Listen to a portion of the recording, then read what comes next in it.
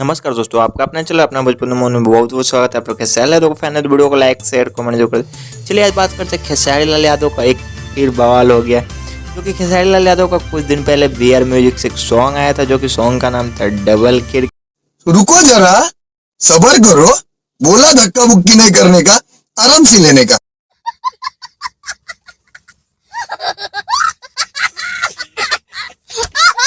जो कि ये सॉन्ग के सिंगर थे खेसारी लाल यादव और शिल्पी राज।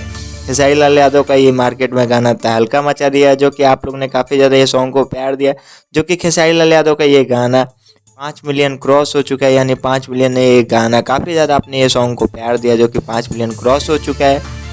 जो कि खेसारी लाल यादव के साथ निभाई थी रानी एक्ट्रेस, जो कि एक खुद का रानी एक्ट्रेस का एक चैनल है VR म्यूजिक करके, जो कि उसी पे खेसारी लाल यादव ने गाया था डबल खिड़की। काफ़ी तहलका मचा दिया मार्केट में, जो कि 5 मिलियन क्रॉस हो चुका है। आई होप आप लोगों को ये वीडियो अच्छा लगे। वीडियो अच्छा लगे तो लाइक कर दे, चैनल को सब्सक्राइब कर ले ताकि ऐसी अपडेट लाता रहूँ। आप हमसे बात करना चाहते हैं, हमसे जुड़ना चाहते हैं, नीचे डिस्क्रिप्शन में इंस्टाग्राम का लिंक दिया गया, वहाँ से बात कर सकते हैं, जुड़ सकते हैं।